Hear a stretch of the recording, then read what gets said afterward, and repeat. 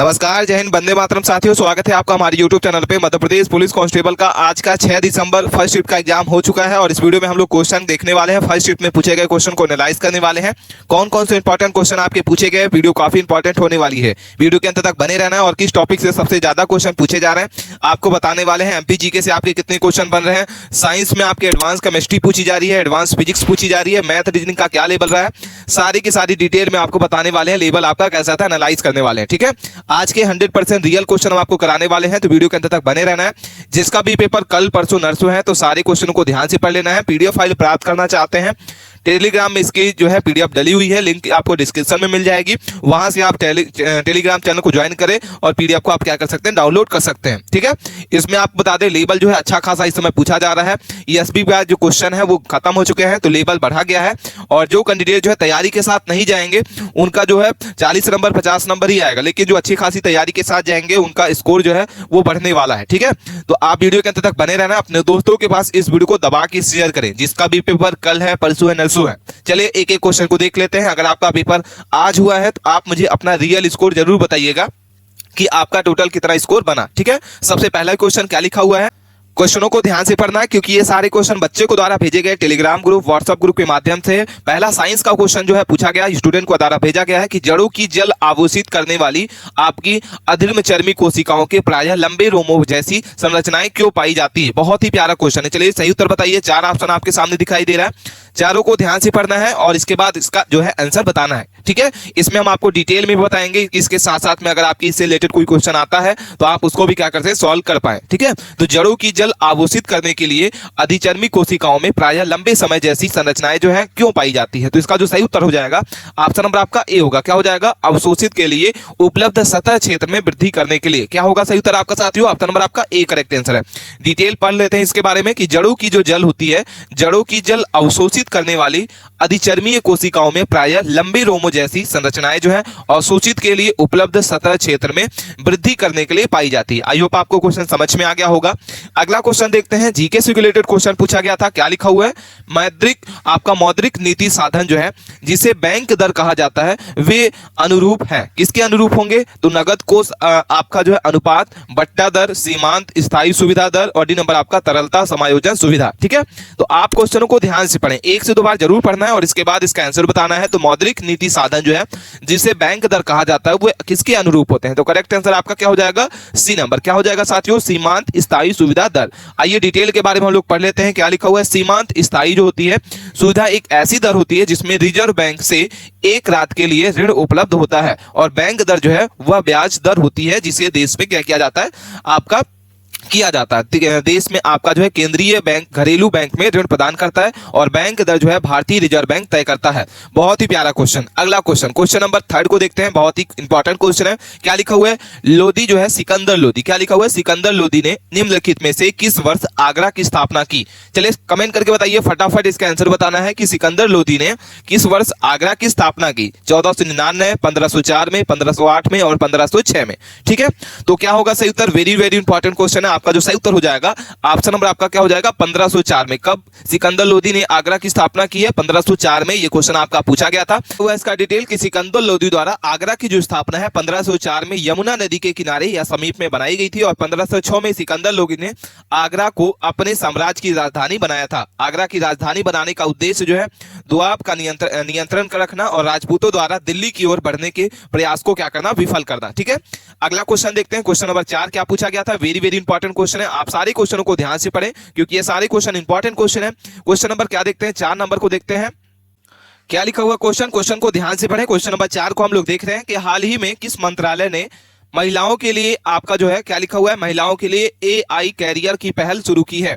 बहुत ही प्यारा क्वेश्चन है। आपके सामने पहला लिखा हुआ है महिला एवं बाल विकास मंत्रालय, बी नंबर आपका लिखा हुआ है कौशल विकास एवं उद्यमिता मंत्रालय, सी नंबर आपका विज्ञान और प्रौद्योगिकी मंत्रालय। ठीक है, तो आपके सामने 4 ऑप्शन दिख रहे हैं और नेक्स्ट आपका है क्या लिखा हुआ है, शिक्षा मंत्रालय। तो सही उत्तर आपको बताना है कि हाल ही में किस मंत्रालय ने महिलाओं के लिए आपका AI कैरियर की पहल की शुरुआत की है। तो सही उत्तर आपका हो जाएगा बी नंबर। क्या हो जाएगा, कौशल विकास और आपका उद्यमिता मंत्रालय। ऑप्शन नंबर आपका कौन सा हो जाएगा, बी नंबर इसका सही उत्तर हो जाएगा। साथियों इसके डिटेल के बारे में हम लोग पढ़ लेते हैं। क्या लिखा हुआ है, आपका कौशल विकास और उद्यमिता मंत्रालय जो है MSDE जो है वो माइक्रोसॉफ्ट के साथ साझेदारी करके आपका 22 अप्रैल 2025 को महिलाओं के लिए एआई कैरियर की जो है पहल शुरू की गई है। ठीक है, ये बहुत इंपॉर्टेंट क्वेश्चन है। अगला क्वेश्चन क्या पूछा गया था, बहुत ही प्यारा क्वेश्चन साइंस से रिलेटेड है कि परमाणुओं की ऑक्सीजन स्थिति जो है वो क्या प्रदर्शित करती है।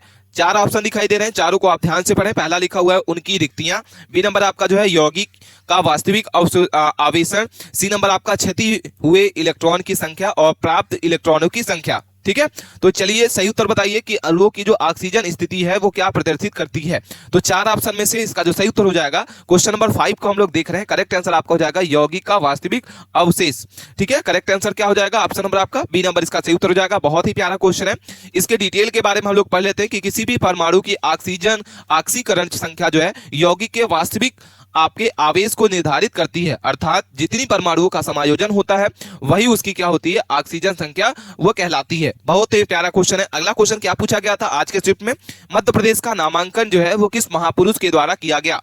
चलिए फटाक से इसका आंसर बताइए। ये क्वेश्चन पूछा गया था आपका, बहुत ही प्यारा क्वेश्चन है। सरदार वल्लभ भाई पटेल, बी नंबर आपका शंकर दयाल शर्मा, जवाहरलाल नेहरू और आपका भीमराव अंबेडकर। तो मध्य प्रदेश का जो नामकरण है किस महापुरुष के द्वारा किया गया, तो सही उत्तर आपका हो जाएगा ऑप्शन नंबर आपका 6 का सी नंबर हो जाएगा। पंडित जवाहरलाल नेहरू ने मध्य प्रदेश का नामांकन किया था। बहुत ही प्यारा क्वेश्चन है। इसके डिटेल के बारे में हम लोग बात कर लेते हैं। तो मध्य प्रदेश का नामांकन जो है भारत के पहले प्रधानमंत्री पंडित जवाहरलाल नेहरू जी ने किया था और 1 नवंबर 1956 को राज्यों का पुनर्गठन के बाद इस राज्य को मध्य प्रदेश का नाम दिया गया। ठीक है, अगला क्वेश्चन, क्वेश्चन नंबर 7 को देखते हैं। क्या लिखा हुआ है, निम्न में से किस वर्ष जो है दांडीय मार्च का आयोजन किया गया। तो दांडीय मार्च जो आपका है इसका आयोजन किस वर्ष में हुआ था। आपके सामने चार ऑप्शन दिख रहे हैं। साइंस, जीके, जीएस के कोई क्वेश्चन जो आपका स्किप नहीं करना है क्योंकि बहुत ही इंपॉर्टेंट क्वेश्चन हम आपको करा रहे हैं। आपके एग्जाम में डायरेक्ट क्वेश्चन फंसने वाले हैं। तो किस वर्ष में आपका दांडी मार्च आयोजन हुआ था, तो सही उत्तर आपका हो जाएगा डी नंबर 1930 में। ठीक है, तो दांडीय मार्च का प्रारंभ होने की स्थिति जो है 12 मार्च 1930 को हुआ था। कब हुआ था, 1930 12 मार्च। अगला क्वेश्चन देखते हैं। अगला क्वेश्चन क्या लिखा हुआ है, टी20 क्रिकेट में 13,000 रन बनाने वाले पहले भारतीय क्रिकेटर कौन है। बहुत ही प्यारा क्वेश्चन है और करंट अफेयर से रिलेटेड क्वेश्चन आपका पूछा गया है। क्या लिखा हुआ है, टी20 क्रिकेट में 13,000 रन बनाने वाले पहले भारतीय क्रिकेटर कौन बने। पहला लिखा हुआ है रोहित शर्मा, बी नंबर आपका सूर्य कुमार यादव, सी नंबर आपका जो लिखा हुआ है विराट कोहली और हार्दिक पांड्या। तो करेक्ट आंसर आपका हो जाएगा ऑप्शन नंबर आपका सी नंबर हो जाएगा विराट कोहली। ठीक है, तो अनुभवी भारतीय बल्लेबाज जो है विराट कोहली ने एक बार फिर अपनी शानदार प्रतिभा को परिचय दिया है और देते हुए टी20 क्रिकेट में यहाँ पे जो है 13,000 रन बनाने का आंकड़ा पार करके और ये पहले भारतीय जो है बन गए हैं। ठीक है, अगला क्वेश्चन देखते हैं। क्वेश्चन नंबर 9 लिखा हुआ है, वेरी वेरी इंपॉर्टेंट क्वेश्चन है। आज के स्क्रिप्ट में पूछा गया क्वेश्चन है कि भारत में नागरीय क्षेत्र में बीपीएल परिवारों की पहचान के लिए निम्नलिखित में से कौन सी समिति गठित की गई। आप क्वेश्चनों को ध्यान से पढ़ें और इसके बाद इसके आंसर को देख लेते हैं। क्या होगा, चार ऑप्शन दिख रहे हैं। भारत में नागरीय क्षेत्रों के लिए बीपीएल परिवारों की पहचान के लिए निम्नलिखित में से कौन सी समिति गठित की गई। तो मीरा सेठ समिति, सक्सेना समिति, लकड़वारा समिति और आपका हासिम समिति। ठीक है, तो इसका जो सही उत्तर हो जाएगा आपका हासिम समिति हो जाएगा। ऑप्शन नंबर आपका डी नंबर। जो लोग डी नंबर इसका सही उत्तर बता रहे हैं करेक्ट आंसर होगा। इसके डिटेल के बारे में बात कर लेते हैं। तो भारत की प्रमुख आपकी जो समिति और आयोग जो है स्वामीनाथन समिति, जनसंख्या निधि, राजा चलैया समिति और कर सुधारक जो है 1991 में, और सरकारिया समिति केंद्र सरकार, और आपकी जो है जानकी रमन समिति जो है वो आपका प्रतिभूति घोटाले। अगला क्वेश्चन क्या लिखा हुआ, कवक विज्ञान क्या है। बहुत ही प्यारा क्वेश्चन है। चलिए फटाक से इसका आंसर बताइए कि कवक विज्ञान क्या है। आप सारे के सारे क्वेश्चन को ध्यान से पढ़ना क्योंकि आपके 6 दिसंबर के फर्स्ट शिफ्ट के क्वेश्चन को एनालाइज कर रहे हैं इसमें कि किस टॉपिक से सबसे ज्यादा क्वेश्चन आपके बन रहे हैं। साइंस आपकी जो है एडवांस में पूछी जा रही है, 12 से 13 क्वेश्चन साइंस में हर शिफ्ट में पूछा जा रहा है और केमिस्ट्री आपके जो है इसमें एडवांस में है। बैक्टीरिया का अध्ययन करना, कवक का अध्ययन करना, वायरस का अध्ययन करना और परजीवियों का अध्ययन करना। तो आपका जो कवक विज्ञान है वो क्या होगा, कवक का अध्ययन करना। ऑप्शन नंबर आपका क्या हो जाएगा, बी नंबर।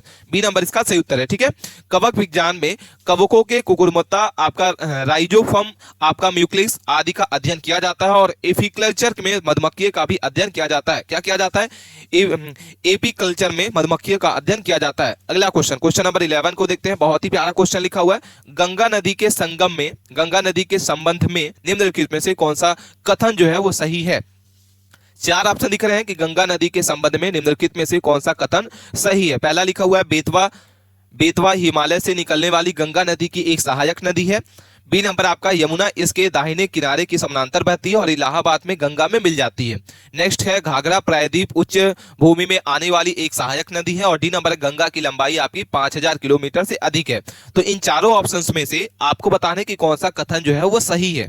तो सही उत्तर अगर हम लोग बात करते हैं तो आपका 11 नंबर का बी नंबर हो जाएगा। यमुना इसके दाहिने किनारे बहती है, समानांतर बहती है और इलाहाबाद में गंगा में मिल जाती है। ठीक है, तो आपकी गंगा नदी के जो कुल लंबाई है 2525 किलोमीटर है। ठीक है, और ये रामगंगा आपकी गोमती, घाघरा, गंडक, यमुना, सोन नदी आदि जो है ये सारी आपकी जो प्रमुख नदियां हैं ये गंगा की सहायक नदियां हैं। ठीक है, आई होप आपको क्वेश्चन समझ में आ गया होगा। अगला क्वेश्चन नंबर हम लोग 12 को देखते हैं, क्या लिखा हुआ है। हाल ही में किस राज्य ने आपका रिंडिया रेशम के लिए भौगोलिक संकेत जीआई टैग हासिल किया। ठीक है, पहला लिखा हुआ Mizoram, B number Meghalaya, C number आपका सिक्किम और डी नंबर आपका असम। ठीक है, तो हाल ही में करंट से रिलेटेड आपका क्वेश्चन पूछा गया है कि हाल ही में किस राज्य ने रिंडिया रेशम के लिए भौगोलिक संकेत जीआई टैग हासिल किया। आपके सामने 4 ऑप्शन दिख रहे हैं, तो चारों में से आपका मेघालय करेक्ट आंसर होगा। क्या हो जाएगा साथियों, ऑप्शन नंबर आपका बी नंबर करेक्ट आंसर है। मेघालय ने क्या किया है, अभी हासिल किया है। भारत सरकार ने मेघालय के रिंडिया सिल्क और खांसी आपका जो है हैंडलूस को भौगोलिक संकेत जो है आपका जीआई टैग प्रदान किया है, और जिससे उनकी जो है संस्कृति पहचान, कानूनी सुरक्षा और बाजार पहुंचने में बढ़ावा मिल सके। ठीक है, अगला क्वेश्चन नंबर 13 लिखा हुआ है, वेरी वेरी इंपॉर्टेंट क्वेश्चन है। क्या लिखा हुआ है, यदि मौसम बहुत आर्द्र हो तो उसका जो उत्सर्जित गैस को आने वाली सूक्ष्म नली के माध्यम से क्या निकलता है। तो सही उत्तर बताना है। बहुत ही प्यारा क्वेश्चन है। चलिए एक बार फिर से क्वेश्चन को पढ़ते हैं। यदि मौसम जो है बहुत आर्द्र हो तो उसमें उत्सर्जित गैस को वाली सूक्ष्म नली को माध्यम से निकलता है। तो सही उत्तर आपका हो जाएगा ऑप्शन नंबर आपका डी। क्या हो जाएगा, CaCl2। क्या हो जाएगा, CaCl2। अब CaCl2 का रासायनिक नाम क्या है इसके बारे में बात कर लेते हैं। यदि मौसम बहुत आर्द्र हो तो उसमें उत्सर्जित गैस CaCl2 वाली सूक्ष्म नली के माध्यम से निकलता है। ठीक है, अगला क्वेश्चन नंबर 14 को देखते हैं। क्या लिखा हुआ है, भारत का निम्नलिखित में से कौन सा समुद्र तट अरब सागर का नहीं है। बहुत ही प्यारा क्वेश्चन है, आज के स्टेप में पूछा गया क्वेश्चन है। आप देख रहे होंगे आपके जीएस भी आपकी हाई लेवल की पूछी जा रही है।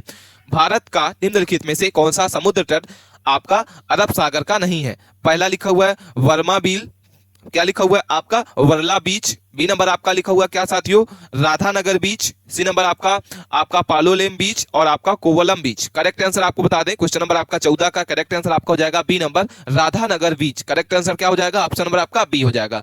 नेक्स्ट क्वेश्चन देखते हैं, वेरी वेरी इंपॉर्टेंट क्वेश्चन है, ये साइंस से रिलेटेड क्वेश्चन है, बच्चों के द्वारा भेजा गया। क्या लिखा हुआ साथियों, क्वेश्चन नंबर हम लोग किसको देख रहे हैं, 15 नंबर देख रहे हैं कि अपगर जो है, अपगर स्केल क्या होता है। तो अपगर स्केल क्या होता है, तो पर्वतों की ऊंचाई मापने का स्केल होता है। क्या, बी नंबर लिखा हुआ है समय मापने का स्केल है, एक नवजात शिशु के भौगोलिक स्थिति को निश्चित करने का स्केल है और लंबी आयु निश्चित करने का स्केल है। तो आपका जो अपगर स्केल होता है वो क्या होता है। तो सही उत्तर आपका हो जाएगा ऑप्शन नंबर आपका सी हो जाएगा। क्या हो जाएगा साथियों, ऑप्शन नंबर आपका सी, एक नवजात शिशु की भौगोलिक स्थिति को नापने के लिए इस स्केल का यूज किया जाता है। जो अपगर स्केल होता है एक मानक आपका मूल्यांक होता है जिसका उपयोग नवजात शिशु के जन्म के तुरंत बाद इसकी शारीरिक स्थिति जो है इसको क्या किया जाता है, मूल्यांकन करने के लिए मापा जाता है। अगला क्वेश्चन रीजनिंग से रिलेटेड क्वेश्चन है, रीजनिंग के भी बच्चे जो है भेजे हैं क्वेश्चन इस बार। क्या लिखा हुआ है, मंकी को अगर ये लिखा जाता है तो टाइगर को क्या लिखा जाएगा। बहुत ही प्यारा क्वेश्चन है, आप ध्यान से पढ़ें और इसके बाद इसका आंसर बताइए। बहुत ही सिंपल क्वेश्चन है। रीजनिंग जो आपकी है वो आपकी जो है 30 से 35 आपके हर शिफ्ट में पूछी जा रही है, लेकिन रीजनिंग आपका लेवल उतना लेवल नहीं है। ठीक है, कम से कम सारे के सारे बच्चे जो है वो 25 से 30 के बीच में सारे सही कर ले रहे हैं। तो आपके रीजनिंग का स्कोर बहुत ही यहाँ पे जो है आपका रहने वाला है। रीजनिंग का जो लेवल है कम है, मॉडरेट है, इजी है। तो सही उत्तर बताइए क्या हो जाएगा आपका सही उत्तर, कि अगर हम मंकी को ये लिखते हैं तो टाइगर को क्या लिखेंगे। सही उत्तर आपका हो जाएगा सी नंबर। क्या हो जाएगा साथियों, ऑप्शन नंबर आपका सी, QDFHS। ठीक है, अगला क्वेश्चन नंबर 17 को देखते हैं। वेरी वेरी इंपॉर्टेंट क्वेश्चन है कि आपको उस विकल्प का चयन करना है जो निम्नलिखित शब्दों के तार्किक और आपका जो है आपका सार्थक क्रम में व्यवस्थित करना है। पहला लिखा हुआ है फेफड़ा, विकृत, इसके बाद जीभ, आंख, नाक। ठीक है, इसमें से आपको क्या करना है, तार्किक और आपको एक क्रम में बैठाना है इसको। तो सही उत्तर अगर हम लोग बात कर लेते हैं तो इसका जो सही उत्तर आपका हो जाएगा सी नंबर हो जाएगा। पहले 2 नंबर आएगा, ये आपका विकृत आएगा, फिर आपका फेफड़ा आएगा, फिर आपका जीभ आएगी, फिर आपका जो है नाक आएगा और फिर आपका 4 नंबर आंख आएगा। तो करेक्ट आंसर आपका क्या हो जाएगा, सी नंबर इसका सही उत्तर हो जाएगा। साथियों इस तरीके से भी क्वेश्चन आपके रीजनिंग से ही रिलेटेड क्वेश्चन है, ऐसे पूछा जाता है आपसे। अगला क्वेश्चन ये भी रीजनिंग का क्वेश्चन है। एक घड़ी 1 बजे 1 बार जो है और 2 बजे 2 बार और 3 बजे 3 बार बजती है, तो एक दिन में कुल कितनी बार बजेगी। बहुत ही प्यारा क्वेश्चन है, आप इसको थोड़ा सा दिमाग लगाइए और आपको इसका आंसर पता चल जाएगा। आप क्या लिखा हुआ है कि 1 घंटे में अगर 1 बार बजती है और 2 घंटे में 2 बार बजती है। ठीक है, और 3 घंटे में कितने बार बजती है? 3 बार बजती है। तो 4 घंटे में कितने बार बजती है? 4 बार बजती है। तो 12 घंटे में कितनी बार बजेगी? 12 बार बचेगी। ठीक है, तो सही समझ में आ गया होगा। तो इसका जो सही उत्तर होगा, आपका करेक्ट आंसर आपका हो जाएगा सी नंबर 156। क्या होगा साथियों? ऑप्शन नंबर आपका हो जाएगा साथियों आपका सी नंबर, इसका सही उत्तर हो जाएगा 156। Very important question. Question number हम लोग देखते हैं, और 19 नंबर लिखा हुआ है कि रिक्त स्थान की जगह पर आपको भरना है। तो जे डैश एम डैश, तो यहाँ पे आपको यहाँ पे क्या भरना है? यहाँ पे आपका बहुत ही इंपॉर्टेंट क्वेश्चन है, आप इसको ध्यान से पढ़िए। इसके ऑप्शंस को, आप चारों ऑप्शन को दिखाई दे रहा है। और अगर हम लोग इसको बात कर लेते हैं तो यहाँ पे आपका सबसे पहले क्या आएगा? यू आएगा, लिखा हुआ है यू आपका आ जाएगा। ठीक है, यू आ गया। फिर इसके बाद बी के जगह पर क्या आएगा? तो बी के जगह पर आपका क्या आएगा साथियों? चलिए फटाक से इसका आंसर बताइए। ए के जगह पर आपका जो है वो क्या आएगा? तो ए के जगह पर आपका जो है क्या आएगा? ए के बाद आपका क्या आएगा? यू आए, और इसके बाद ये आए। तो अगर हम लोग बात कर लेते हैं, इसका जो सही उत्तर हो जाएगा, इसके बाद एम आए। ठीक है, तो यहाँ पे यू के बाद बी आ गया। ठीक है, इसके बाद आपका क्या आएगा? यहाँ पे करेक्ट आंसर अगर हम लोग बात कर लेते हैं तो इसका जो सही उत्तर हो जाएगा, ऑप्शन नंबर आपका डी आ जाएगा। सबसे पहले यू आएगा, फिर इसके बाद डी आएगा, फिर डी आएगा, फिर जे आएगा, फिर एम आएगा, फिर बी यू आएगा, फिर ये। ठीक है, अगला क्वेश्चन, क्वेश्चन नंबर हम लोग देखते हैं 20 नंबर। वेरी इंपॉर्टेंट क्वेश्चन है। निम्नलिखित में से शब्दों को शब्दकोश के लिए क्रम में आपको क्या करना है? बताना है। तो इसमें आपको स्पेलिंग दिखाई दे रही है, इसका जो सही उत्तर आपका हो जाएगा ए नंबर हो जाएगा। पहला आएगा, फिर तीसरा आएगा, फिर चौथा आएगा और दूसरा आएगा। ये क्वेश्चन आपके रीजनिंग के हैं, बहुत सिंपल है। आप थोड़ा सा दिमाग लगाएंगे, आपको इसका आंसर पता चल जाएगा। तो ये सारे क्वेश्चन हम आपको एनालाइज करा दिए। जीके जीएस के कोई क्वेश्चन आपको जो है छूटने वाला नहीं है। ठीक है, तो आप अपने दोस्तों के पास इस वीडियो को दबा के शेयर करें। चैनल पे आप पहली बार विजिट किए थे, प्लीज चैनल को सब्सक्राइब कर ले। मिलते हैं नए टॉपिक के साथ नए वीडियो में। और आपको किस टॉपिक से आपको क्या करना है, किस टॉपिक पे वीडियो चाहिए, आप मुझे कमेंट करके बता सकते हैं। और आपका पेपर किस दिन है, ये भी आप कमेंट के माध्यम से जरूर बताएं। धन्यवाद।